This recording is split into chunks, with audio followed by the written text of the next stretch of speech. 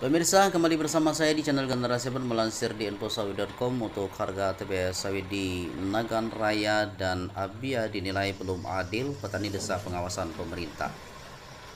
Di tengah menguatnya harga minyak sawit mentah CPO di pasar, petani kelapa sawit di Kabupaten Nagan Raya dan Aceh Barat Daya, Abia justru masih menghadapi rendahnya harga tandan buah segar di tingkat pabrik. Kondisi ini memicu keluhan petani yang menilai harga yang mereka terima belum mencerminkan tren positif pasar sawit saat ini.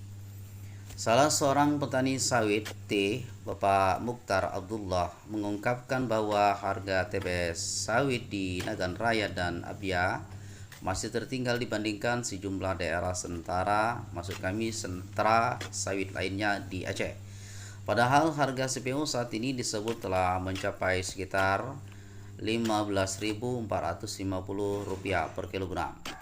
Menurut Bapak Mukhtar, petani di Kabupaten Aceh Selatan, Kota Subulus Salam, dan Kabupaten Aceh Singkil dapat menikmati harga TBS sawit yang lebih tinggi, yakni berkisar antara Rp2.900 per kilogram hingga Rp3.200 per kilogram.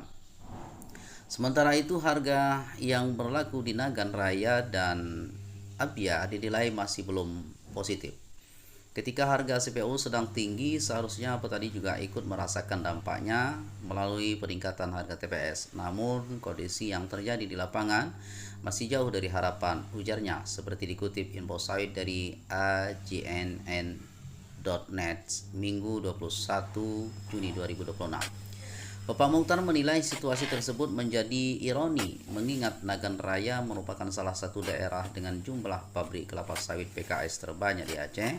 Berdasarkan data yang ia sampaikan, terdapat 11 PKS di wilayah tersebut dan 9 diantaranya aktif membeli TBS dari petani. Dengan banyaknya jumlah pabrik yang beroperasi, persaingan pembelian bahan baku seharusnya mampu mendorong harga TBS yang lebih baik bagi petani. Namun kenyataannya, harga yang diterima petani masih belum sejalan dengan perkembangan pasar CPO. Bapak Mukhtar menduga terdapat persoalan dalam mekanisme tata niaga yang menyebabkan harga TBS tetap rendah meskipun industri sawit sedang menikmati harga CPO yang menguat. Karena itu, ia meminta pemerintah daerah dan instansi terkait melakukan pengawasan serta evaluasi menyeluruh terhadap proses penetapan harga yang harga di tingkat pabrik. Menurutnya, pengawasan yang lebih ketat diperlukan untuk memastikan petani mendapatkan harga yang lebih transparan dan berkeadilan. Ia menegaskan bahwa harapan petani bukan hanya melihat tingginya harga CPO di pasar, tetapi juga bagaimana nilai tersebut dapat diterjemahkan menjadi harga TBS yang layak di tingkat kebun. Selain meminta peran aktif pemerintah, Bapak Mukhtar juga menyoroti kinerja organisasi petani sawit di daerah. Ia menilai pengawasan dan advokasi terhadap harga TBS yang selama ini dilakukan oleh organisasi petani sudah tidak sekuat sebelumnya. Lemahnya pemantauan terhadap perkembangan harga sawit menurutnya berpotensi mengurangi posisi tawar petani dalam berhadapan dengan pabrik kelapa sawit. Akibatnya harga TBS yang diterima petani berisiko tidak mencerminkan kondisi pasar yang sebenarnya. Karena itu, ia berharap seluruh pemangku kepentingan, mulai dari pemerintah daerah, organisasi petani, hingga pelaku industri sawit, dapat memperkuat pengawasan terhadap tata niaga TBS. Langkah tersebut dinilai penting agar manfaat kenaikan harga CPO global dapat dirasakan secara lebih merata oleh petani sebagai pelaku utama dalam rantai pasok industri sawit.